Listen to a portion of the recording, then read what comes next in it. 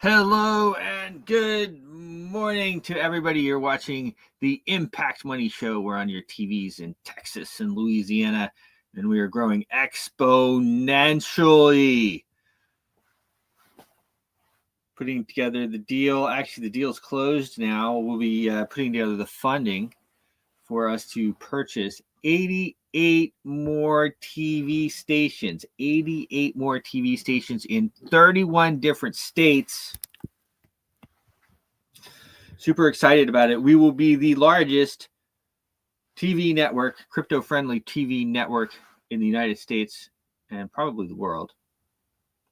Today, we're going to dive into the current of finance, technology, and global economics to bring you not just the news, but the stories behind the numbers. Today, we're not only unpacking the latest in financial markets, but also celebrating our one-year journey together. This has been a year of learning, growth, and most importantly, impact. But let's not get ahead of ourselves. First, let's navigate through the financial landscape of today. Let me shoot off this link as well to my good friend Matt Dixon, who will be joining us. 1 year, huh, guys? Isn't that crazy? 1 year tomorrow. We have been doing the show pretty much daily. We've done over 300 shows. It has been an absolute pleasure, an honor and a privilege. It's been an honor and a privilege, folks, an honor and a privilege. Of course, it did take a couple of days here. It's Christmas holiday, and of course, my daughter and I are doing the Christmas Carol together, my youngest daughter and I. My older daughter is also involved. She's doing another play, so she's helping out on tech and stuff on this one. And of course, my wonderful wife is as well. You know, my wife has a lot of great sayings. One of them I remember as we talk about things over the years. She says, you really want to be in love at the beginning because, afterwards, everything kind of does what it does, right? So you really, really at the beginning, if it's hard at the beginning, you don't want to do it. And man, that was us. We were in love. We were in love. Oh yeah, we were hot and heavy, man. She's great. Starting in the automotive industry, we're witnessing a potential seismic shift. Honda and Nissan are in talks that could lead to a merger or the formation of a holding company. This isn't just about two companies joining forces. It's a strategic maneuver to counter the electric vehicle revolution spearheaded by Tesla and the aggressive market expansion by Chinese automotive giants. Imagine the implications. A new global player in the automotive world, one that could redefine competition, innovation, and possibly even market dominance. This move is about survival, innovation, and seizing the future of mobility. Let's be very frank about it, too. It's also about taking some of the power away from Elon Musk, the world's richest man. Also, I don't think anybody can deny the world's most powerful man. It's been a while. Yeah, man, good to see you. Good to see you. It's always fun. We love doing the show. I see Matt signed into the back. So, Matt, tomorrow is our 1 year anniversary. It's a little bit of celebration start today. All we need now is a good market pump. I'm in position early this morning. I got my 2-bit exchange going and we're flying. We are flying. On Wall Street, the mood is one of cautious anticipation. The Dow Jones Industrial Average has just marked its 9th consecutive session of losses. This is the longest streak since the cold days of February 1978. That was a cold year, as a matter of fact. I won't say why I knew that. This isn't just about market sentiment. It's about preparing for the Federal Reserve's upcoming meeting where a 25 basis point rate is expected. Investors are recalibrating their strategies, some taking profits and others positioning for a potentially more favorable borrowing environment. But there's a lingering question. What does this mean for inflation, for consumer spending, and for the broader economy? You guys know how I feel about the cartel that runs this, owns this country. They're out of control, completely out of control. We have to take our country back from these people. Tell them to shove that $36 trillion of paper debt with their fake money up where the sun doesn't shine. Kick them to the curb. In the realm of IPOs, Kioxia's market debut was a beacon of optimism amidst market volatility. The Japanese chip maker, backed by Bain Capital, saw its shares rise by 6%, valuing the company at over $5.3 billion. This isn't just about one company, it's about the continued investor faith in technology, particularly in the semiconductors, which are critical to everything from AI to electric vehicles. Remember, the NASDAQ, of course, hit the all-time high last week, I think it was. If it wasn't last week, it was the week before they hit the all-time high. Technology is fueling everything. Globally, the financial narrative is as varied as it is complex. In Europe, we see Italy's Banca Akros defending its stake placement in Monte dei Paschi di Siena, highlighting the intricacies of banking and investor confidence. In Asia, China's property sector, once a pillar of economic growth, is facing a significant downturn, signaling a potential long-term shift in one of the world's largest economies. Meanwhile, Norway's sovereign wealth fund is quietly expanding its portfolio into logistics, betting on the future of global trade and supply chains. In a former life, I did logistics. Stuff doesn't happen without logistics.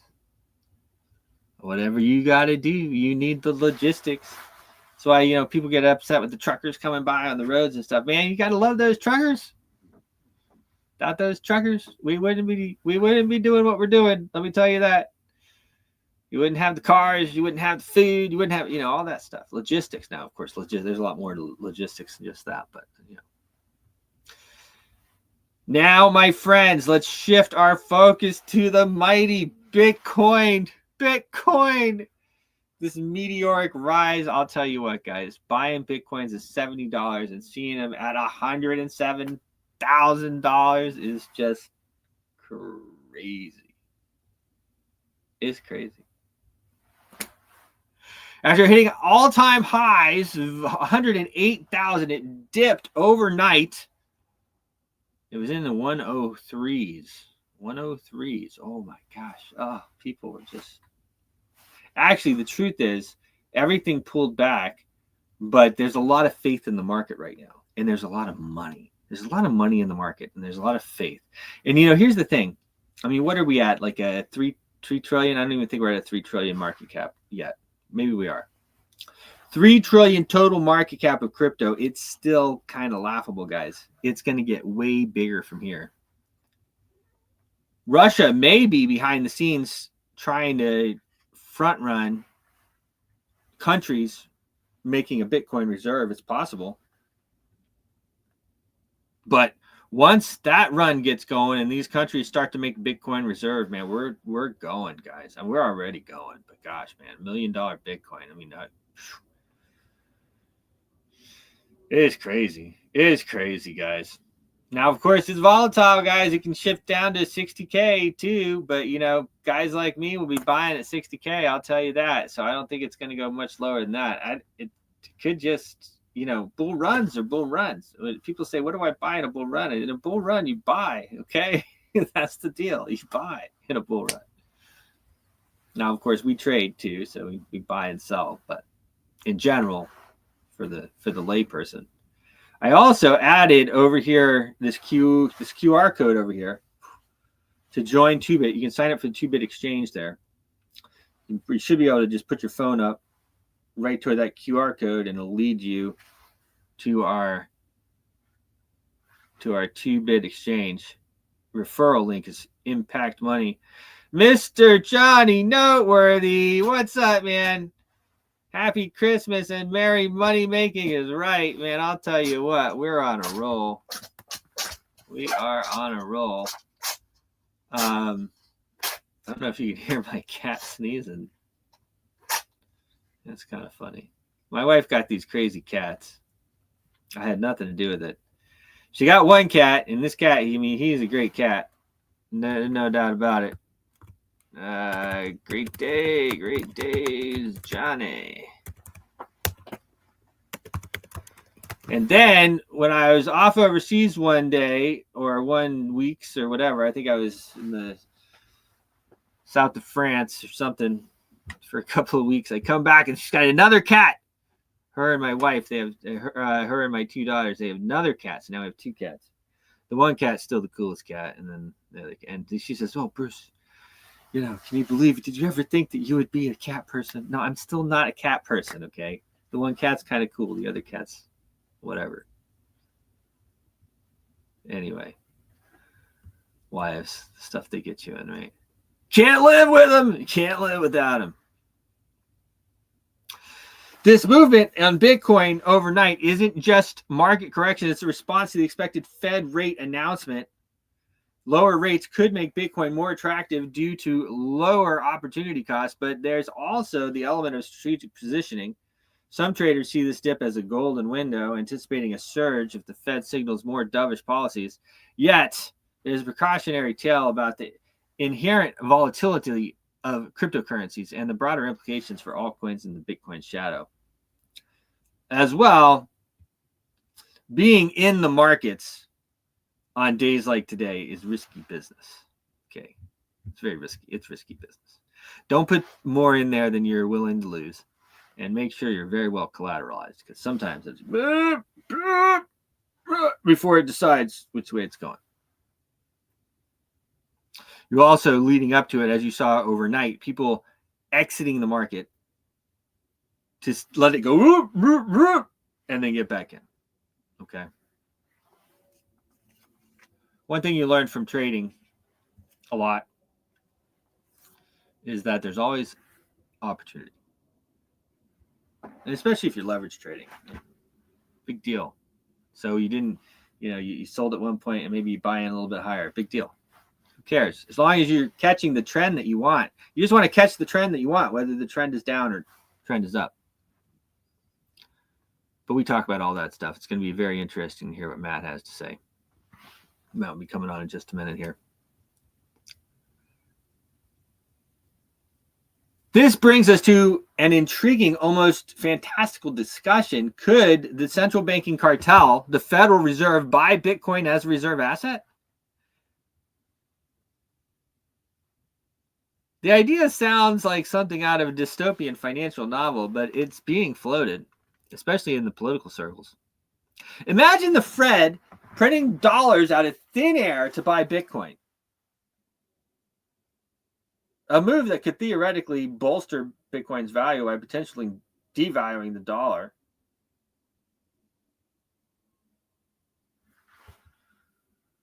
Whenever people start discussing this stuff, I usually just say, you know what, that's probably already happening. So probably the Fed is already buying Bitcoin. They're probably already printing US dollars out of thin air and using them to buy Bitcoin. Crooks. They're crooks, guys.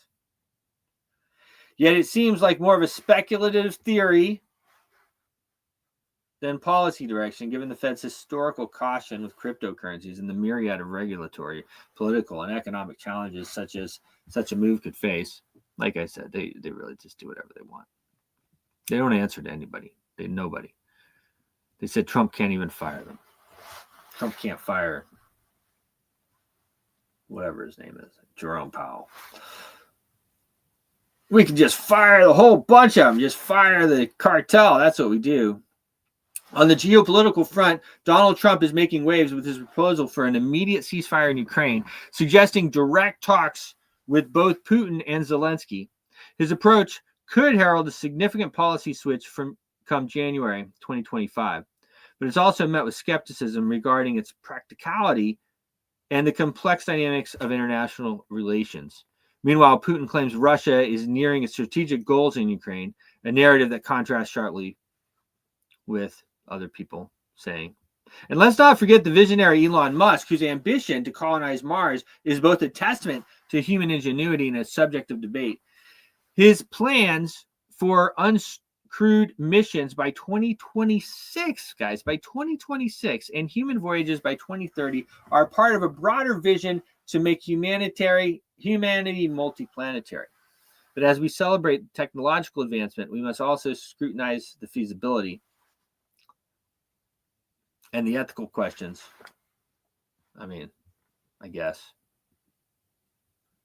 Before we delve further into these narratives, let's celebrate our own milestone. Our 1-year anniversary is not just about time, it's about the impact we've made together.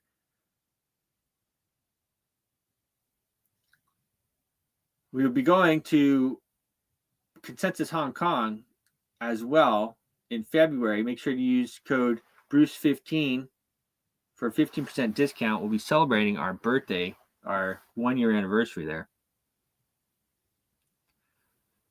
And for those looking to leverage our trading expertise, join the 2-Bit Exchange with the referral code IMPACTMONEY to tap into over the 60 years of combined trading insights from Matt Dixon and myself through our Copy Trader program. QR code's right there. Only Janet Yellen knows. Yeah, she's a mess. She's a mess.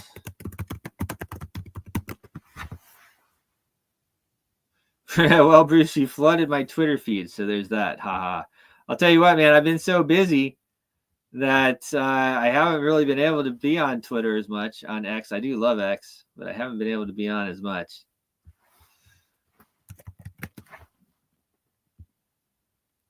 Stay tuned as we unpack these stories and more, exploring not just where the money is, but where it's going and how it impacts our world. Here's to another year of insightful discussions, informed decisions, and making a real impact. Happy anniversary to everyone, and let's continue our journey together. Speaking of together, I have the great Matt Dixon here. Sir Matt. Good morning. It's great to be with you on the penultimate day to our 1-year anniversary. Absolutely amazing. Yeah, I know, right? Pretty, we did it, man. You know, it's the first year in, and I'm waiting on some paperwork on this 88 channels, but looks like that's coming through. 31 states, 81 channels. That'd be a heck of a way to finish off the year. Let me just pull a curtain because there's a lot of shade there. I don't know if that makes it any better. It does make it a bit better. Yeah, if you do that side, that'll probably, there we go. Yeah. I gotta get you some of these little lights here. You know, we've been doing it for a year, so we need to give you some lights.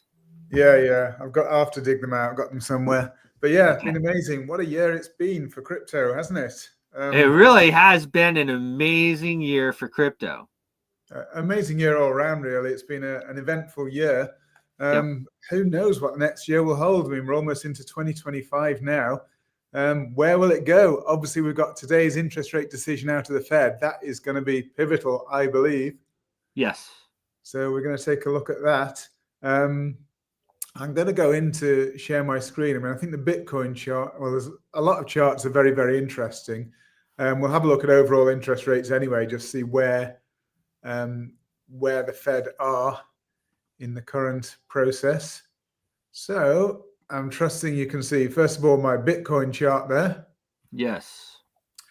So the reason I put that up, and I think I'm not sure quite where to start, but I think we'll start with Bitcoin anyway, because it's been, as we can see there, Bitcoin that's all-time high, 108,388. So absolutely amazing. I don't think anybody at the depths of the FTX low would have believed that today would be on 100, well, you know, last couple of days been on 108,000. And who knows where it will go. I mean, the news has been extremely positive. More and more governments talking about holding Bitcoin as a strategic reserve.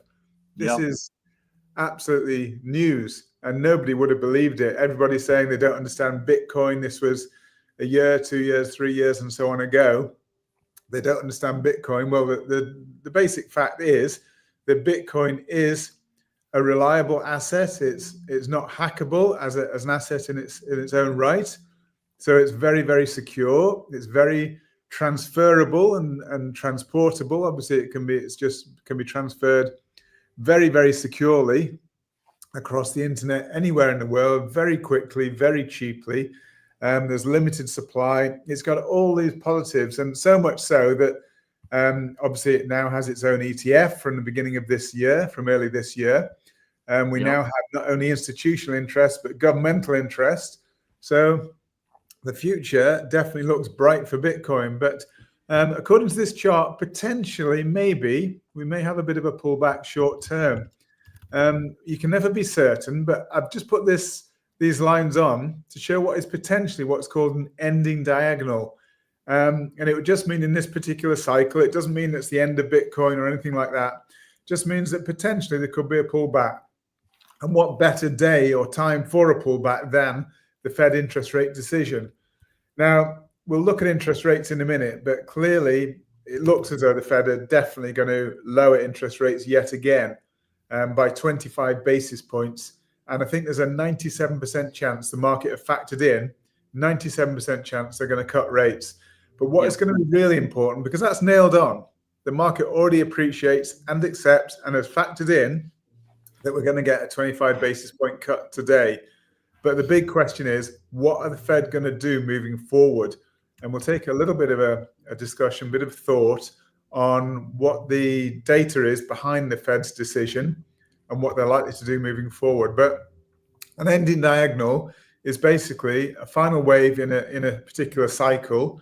As I say, this can be, you have cycles within cycles. It doesn't mean this is the all-time high. It's probably going to go much, much higher. I think when we looked at things longer term, there's much higher potentially to come. But in an ending diagonal, we've got basically a wave 1 up, 2 down, 3 up, 4 down, 5 up. And what I've done here, I measured the magnitude of wave 1, because even in an ending diagonal, wave 3 is not allowed to be the shortest wave. And very interestingly, I've measured wave 1 there. If you transpose this measurement now to the wave 2, somewhere about there, the wave 3 is just a fraction, just a tiny fraction longer than wave 1. And that's really interesting because it looks as though it's virtually the same. It's just a tiny fraction longer than wave 1. That means this is a valid count as an ending diagonal. And ending diagonals, they're not very, doesn't look like an impulsive move, but it is the end of an impulse. And as I say, wave 3 has to be the longest, which it is.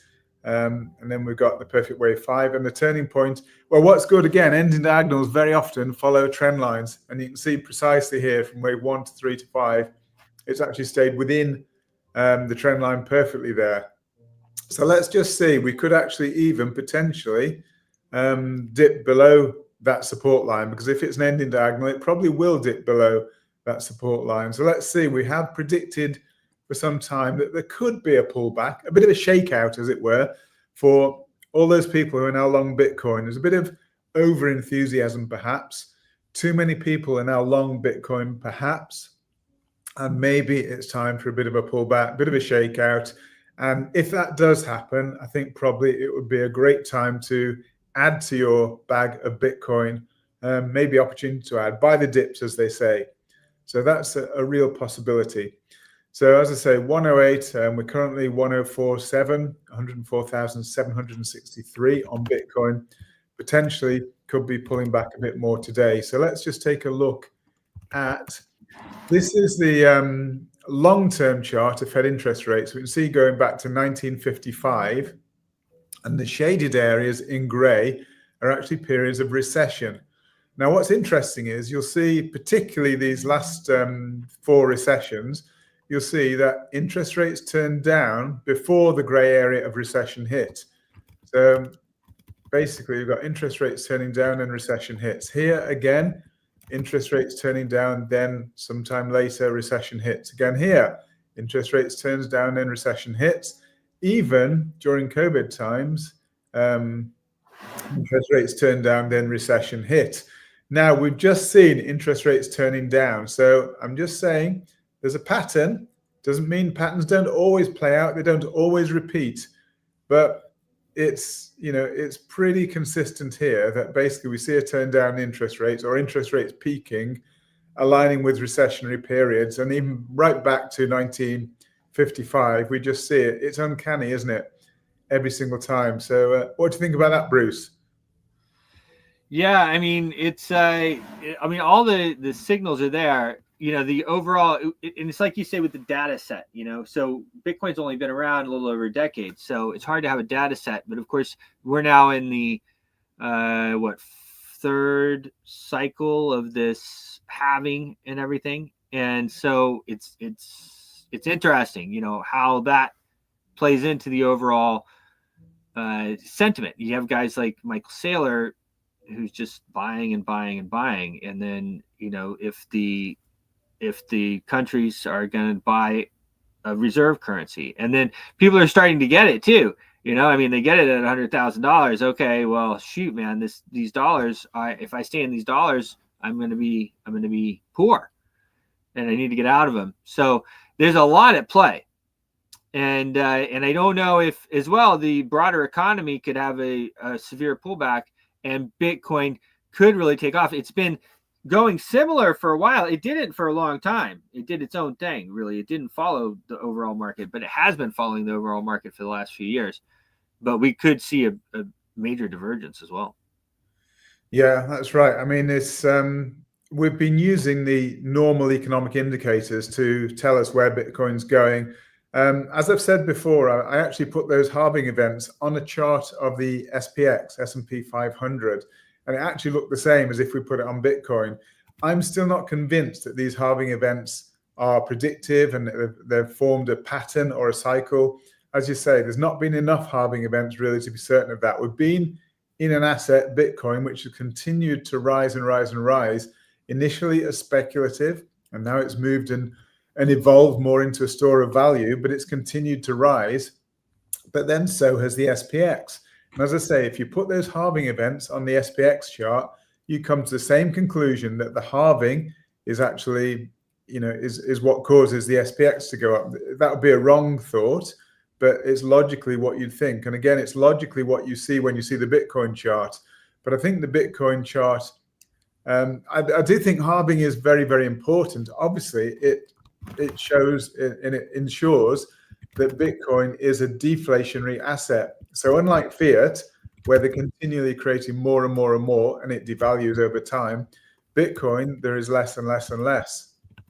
So, and that's due to the halving event. Effectively, there's less and less being produced. So as we've mentioned before in some earlier shows, Bitcoin now has a better stock to flow ratio than gold. In other words, the amount of new Bitcoin being produced in relation to the amount of Bitcoin in existence is now less than that of gold. So there's more gold being mined and discovered continually compared with the amount of gold in existence. So in other words, gold has a worse stock to flow ratio than Bitcoin. Bitcoin is now potentially a more valuable store of value, a more reliable store of value perhaps than gold. So we'll see. I still think that Bitcoin has a massive amount of speculation built into it, and that is both a positive and a negative. So potentially it produces volatility because clearly as a speculative asset, it's more volatile. It can drop very substantially if sentiment moves away from Bitcoin. That's usually not so much the case with gold. Gold, for some reason, it's been, for thousands of years, has been a store of value. Bitcoin is only just evolving into that store of value. So it's got some way to go, I think, to take on the mantle of digital gold. It's some way there already, but it's still got some way to go. I think that if and when there is a major market crash, I don't doubt that Bitcoin will crash with it. But my thesis is that Bitcoin will rise out of the ashes and will rise ahead of all of the other assets, and more and more important. Yeah, I mean, when everything crashes, it crashes. There's hardly any safe haven when it all crashes, right? I mean, that's the way in the financial crash of 2008-9, even gold crashed, not as much as the other assets, but even gold, because basically, this money that's being created, whatever money there is flowing in the system, goes into speculative assets, into stores of value. It's basically invested. And that's why after 2008-9, with all the QE money printing, all that money that's created had to go somewhere, and it went into risk assets. And that's why we saw the stock markets booming, and gold booming, and Bitcoin booming, etc. And whenever we get pullbacks, whenever there's monetary policy is loosened. So, for example, when the Fed cut rates, again, it's just a boost to risk assets because there's more money available. Less money has to be paid to repaying debts. It's much easier for companies. There's more money available for them to make profits, etc. So there's more money in the system, basically. It flows into risk assets, and that's what I've seen. But we're possibly coming towards the end. That's why I showed the interest rate chart. We're possibly coming towards the end of easy money. Now, they had factored in, I think it was 4 rate cuts next year during 2025. Now they're already talking about reining that back. So whilst it's nailed on, we're going to get a rate cut today. I don't doubt we'll get a rate cut today. If we didn't, then that would be a shock. Yeah, but that would be a shock. We're getting a rate cut. It's 97% sure we're getting a rate cut. Jerome Powell would probably go the way of the insurance CEO there that got hit the other day if he did something like that. But it's the forward messaging that really matters. And if they change from saying 4 rate cuts next year to maybe just 2 rate cuts next year, 2 or 3 rate cuts next year, then that's starting to firm up to basically strengthen monetary policy, to tighten monetary policy. So that would mean what they expected, the amount of money they expected to be available in the system by lowering interest rates. As every time they lower rates, it eases monetary policy. There's more money available to go into risk assets. But if they say instead of 4 cuts, there's only going to be 2 cuts, then that would be a significant tightening in monetary expectations. And that could cause a bit of a sell-off in risk assets across the board. So what is the reason for cutting rates?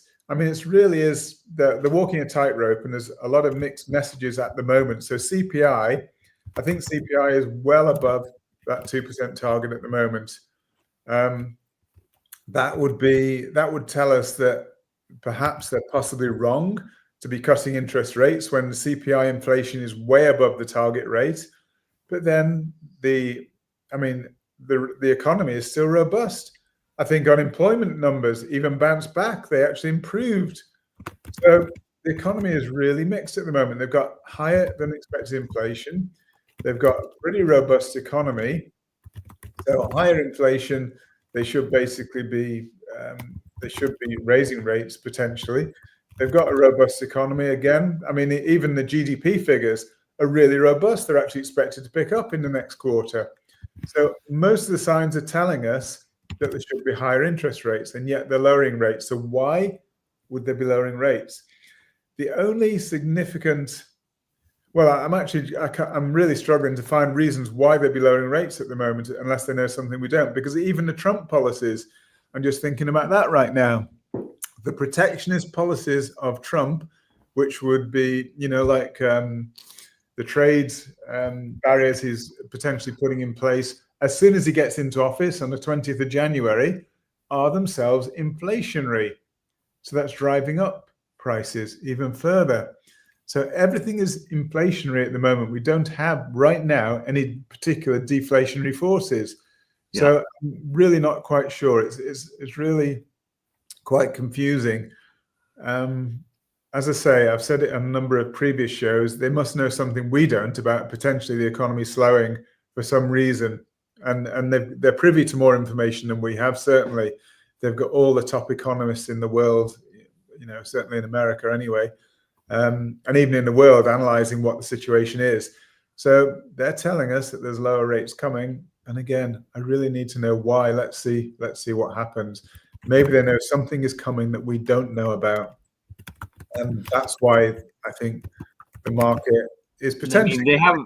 they have a lot of tools in their shed. I was saying, even in the first part of the year of doing this show, I used to talk about how I was saying the dollar was gonna crash down in flames for the last decade, and then as you realize all the tools that they have in their shed, you think, okay, well, of course, I mean, if you can tax everybody and you can, there's lots of stuff that you can do. There's lots of stuff they can do, and they're good at it. They're good at keeping the economy balanced, right? And That's they what they're have supposed to do. Yeah. I mean, yeah, even if, by the way, if this wasn't ending diagonal for some reason, we just got to pull back. At the moment, it's sticking within these trend lines. So if we just bounce down to the trend line, that would take us to a Bitcoin price of around 93,000. That's still, it's still 10% below where we are now. So that would be a reasonable pullback. Yeah. I think that's a reasonable expectation to have. And so I wouldn't be going long at this stage. And I've said that for some time, even though the market keeps edging higher. I think it's always look to buy pullbacks rather than chase a market higher. And if you jumped in now, I think you'd be chasing it higher. But as you said, Bruce, absolutely, it's probably the wrong day to be taking positions when you've got an interest rate decision. Because you never know what to expect. Johnny Noteworthy came in with a comment. He says, "Tell Matt maybe the UK can become the 51st United States and really experience a rally."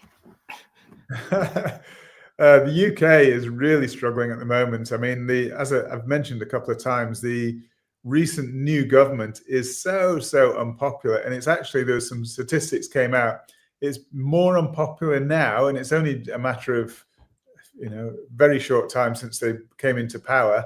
It's more unpopular than any other government in history that they've got recorded anyway, while records are being kept. More unpopular than any other.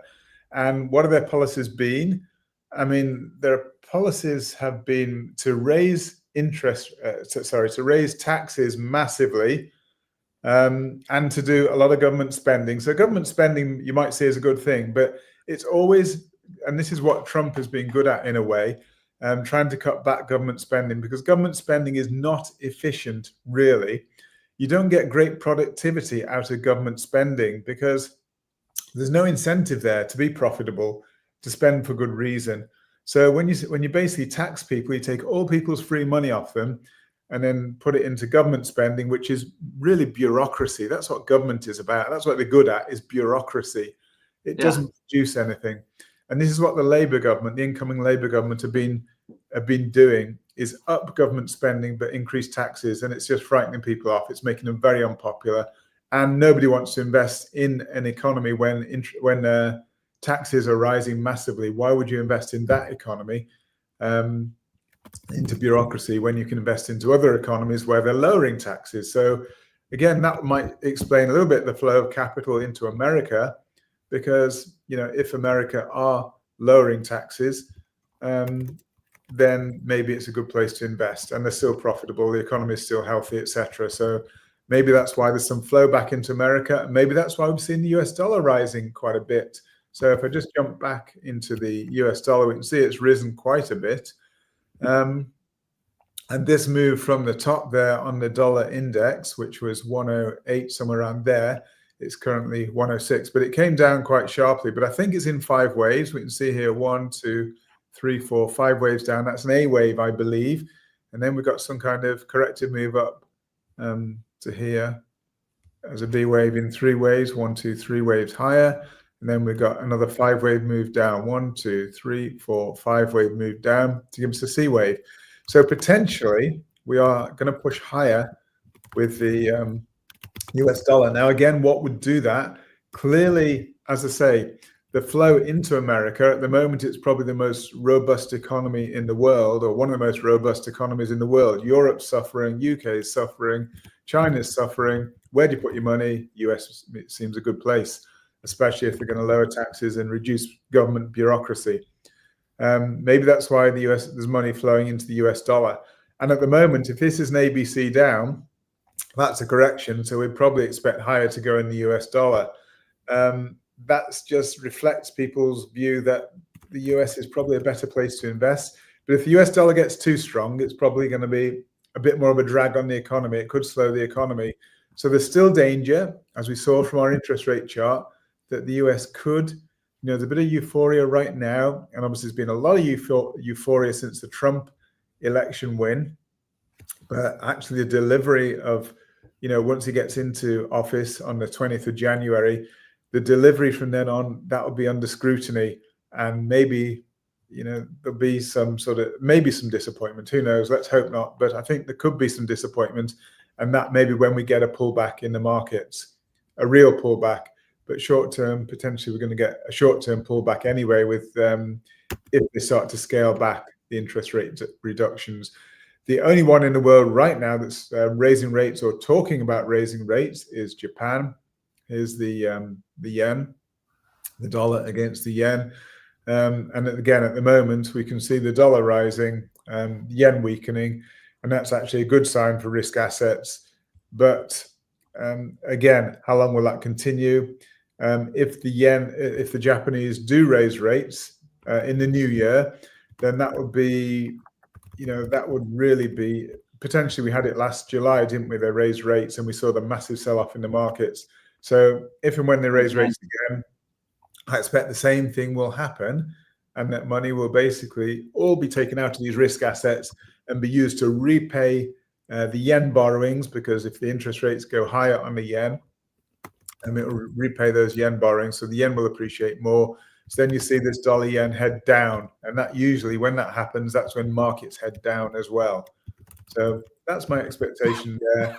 Even with the pound, I've got a relatively detailed chart here on the pound. I've got a 5-wave move up here in this big circle. We've got 5-wave moves up. Now, potentially that's what's confusing about Elliott wave. 5 waves can be either an impulse higher. I'm just trying to look. I'm not even sure that's valid. Yes, it is just valid, I think. 1, 2, 3, 4, 5. So that can be either an impulse high or it can be an A wave. And then we've got a 3-wave move down for a B wave, in the form of ABC for a larger B wave. And then we should get another 5-wave moves up for a C wave. That would still be corrective. So it would be a larger A wave, larger B wave, and larger C wave higher. Then we head down lower again. So that would be stronger dollar. But actually it'd be weaker dollar short term, but then stronger dollar. The pound is actually usually a reasonably good, it's usually quite well aligned with risk assets like Bitcoin and so on. So I'll be watching this quite closely. Hard to say. As I say, potentially a turning point today with the interest rate decision. I think we just need to watch closely. The SPX, again, this is a really interesting one. We've had this line in the sand drawn above for a long time. This was the 100% extension of a previous wave. And this has been a glass ceiling. It's almost invisible barrier. We've made it visible with this line here, drawing that 100% fib extension in. But also, clearly, we had here the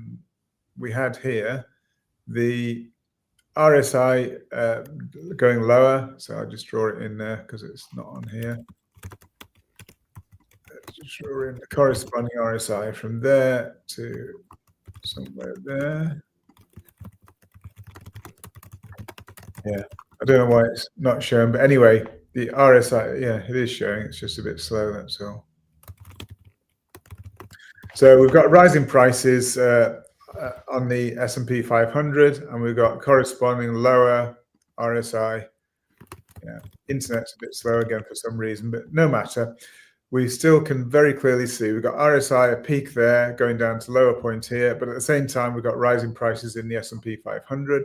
So that was telling us that this is a potential, it's regular bearish divergence. It tells you of a reversal in prices. Now, what happened is this is a barrier. It's 100% fib level, and it just can't break through it at the moment. So at the moment, it hasn't broken through. If it does break through, then potentially we're going to go quite a bit higher.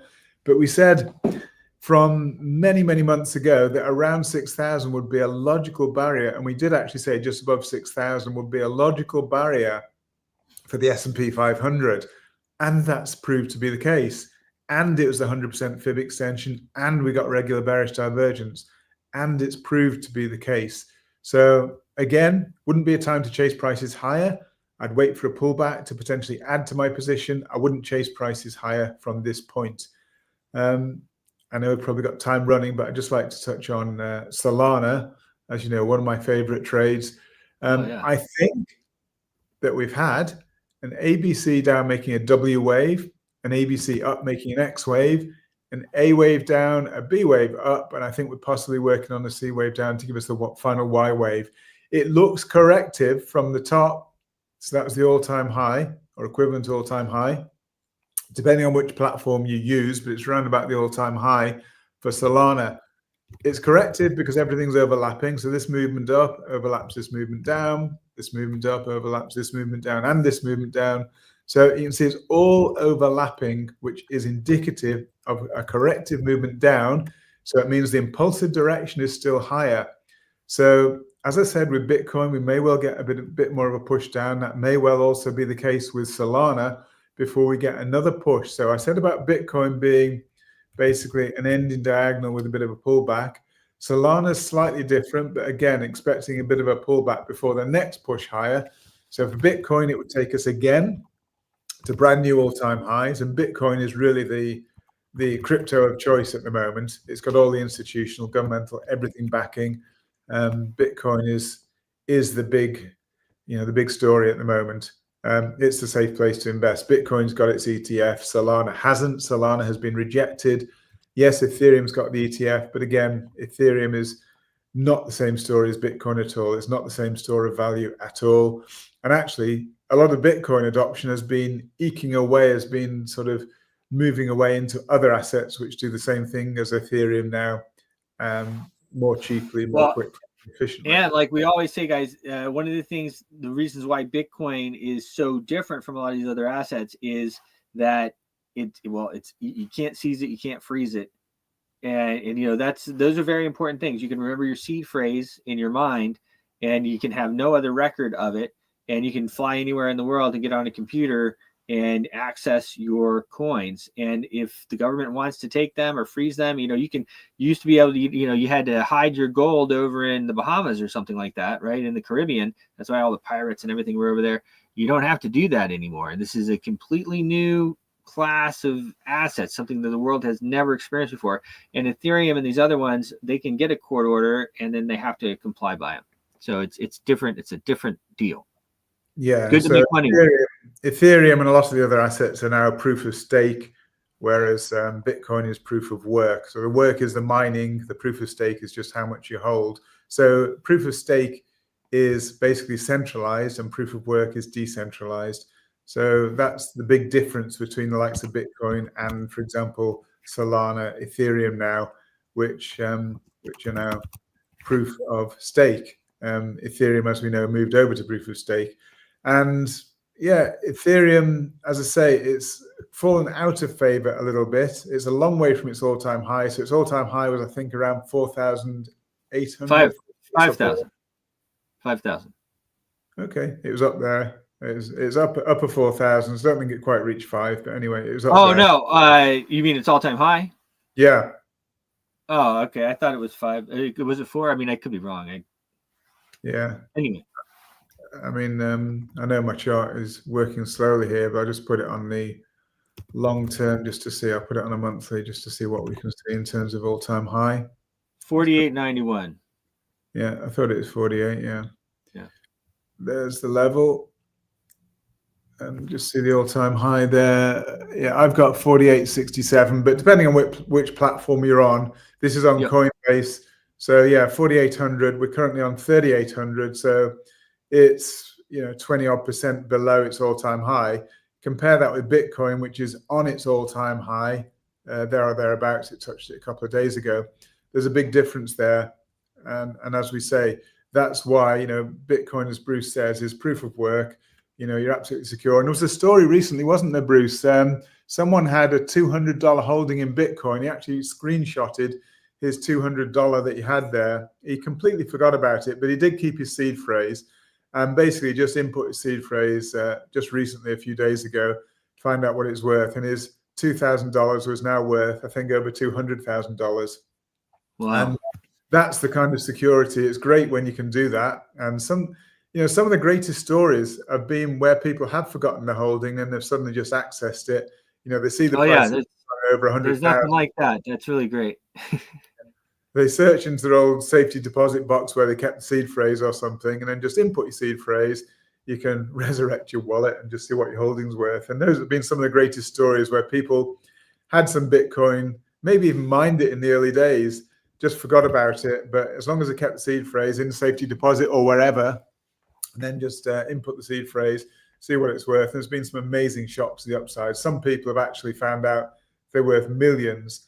And there's another story, by the way, with Revolut. I think the people who invested in Revolut, just a couple of $1,000s in Revolut in the early days when it was basically, one of those public raises, trying to raise capital to start the Revolut Bank.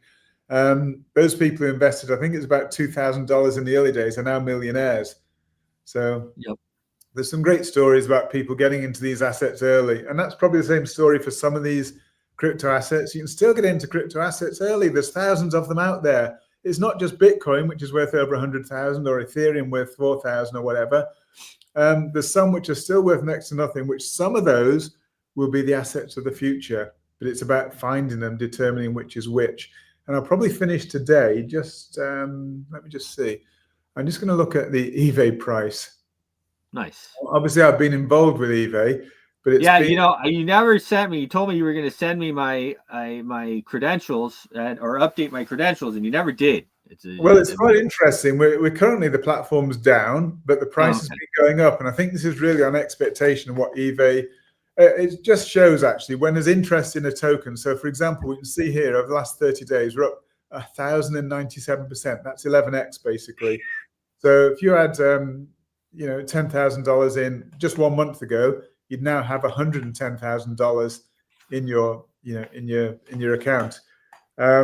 It's rising consistently. If I just put on the month chart, we can see that it's just been rising and rising and rising. Now, the biggest investor of all ever into eBay has actually taken a real role again within eBay, starting to get interested again, wanting to basically see his investment rise. So he's encouraging everybody and talking about investing into growing the protocol again. And that's really why we've seen eBay grow from, where can people buy it? It's just available on PancakeSwap. So you'd have to actually go into, if you wanted, probably tomorrow, I'll post the link to the Telegram group and how to get into PancakeSwap and buy it. But basically, PancakeSwap is one of the big decentralized exchanges. But you need the contract address, so I'll probably make that available tomorrow just to let people. It's done at 11. You could even put the link under the post today, under my post. I know some people are watching, so yeah, I need to dig it out because it's on our Telegram group. Yeah, I'd have to dig out the Telegram group. I won't bother with that right now. But you'd have to look on I'd look on our Telegram group, find out the contract address, and then basically you can go onto PancakeSwap. You can buy it. And again, there's a real chance. There's not a lot of liquidity now, but the way it's growing, if we continue at this rate, the liquidity has also grown from the all-time low. It's actually done 30x from the all-time low, but also the liquidity is growing at a good rate as well. So if that continues the next 3 months, we could see potentially a brand new all-time high for eBay, which would still be another probably 100x from here. These are just potentials. There's no guarantees, but it's just a real possibility. What we're just saying was it's one of those tokens which has potential for the future, but it's one that you wouldn't put a lot of money, just maybe try a little bit. And like Bitcoin in the early days, you wouldn't put a lot of money, but you put a little bit. That guy had a couple of $1,000, now worth over 200,000. Same with some of these assets, just depending what it is. You can put into some of these young assets which have potential, give it a few years, and who knows what the future holds for it. So I guess we'll probably just finish. XRP is continuing quite nicely. We can see there. Looks corrected, 3 waves down, 3 waves up, if you ask me. So I think we've still got another wave down to come before we then push again higher with XRP. So as we said with Bitcoin, I'm expecting quite possibly with today's interest rate decision, a pull down in Bitcoin. I think we're going to see the same with Solana. I think we're also going to see the same with XRP, with Ethereum. So a little bit of a short-term pullback before we push again to highs. Again, same with most of the tokens. I think that's the case. Just finally, gold. again, pretty much expectation. We said following this all-time high, and we did have some bearish divergence around that level, push the price down. So we said it's going to be lower for some time, and that's precisely what's happening. At some point, I'm sure gold will reach new all-time highs once again. And as I always say, buy the dip. So when you get a decent pullback, maybe that's time to buy, but don't chase the price higher, especially when up here we did have on a longer time frame. I'll just put it in on the daily just to show you what I'm talking about, hopefully. Yeah, so we can very clearly see that we have basically lower highs in RSI and higher highs, corresponding higher highs in price. That is basically telling us that there was regular bearish divergence right here. And again, if my chart's working quickly enough today, we can see from the high points right somewhere here up to here.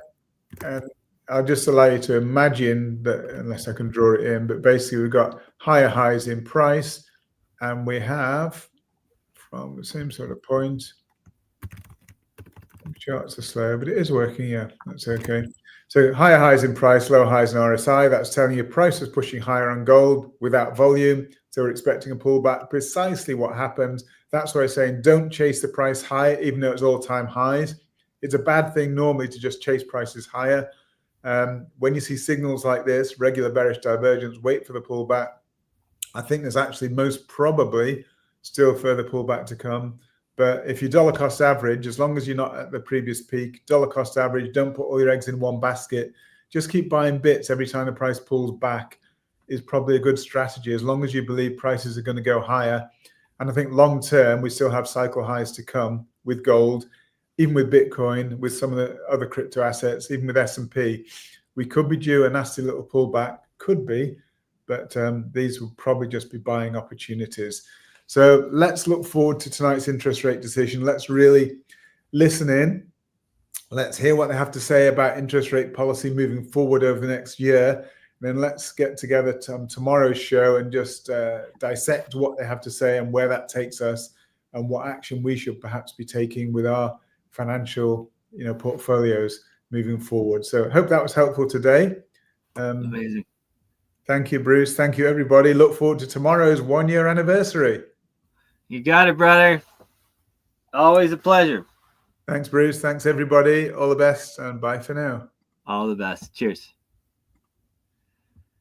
The great Matt Dixon. Sir Matt with the Market Watch Report. Matt's giving us homework. Crazy. Cheers, brother.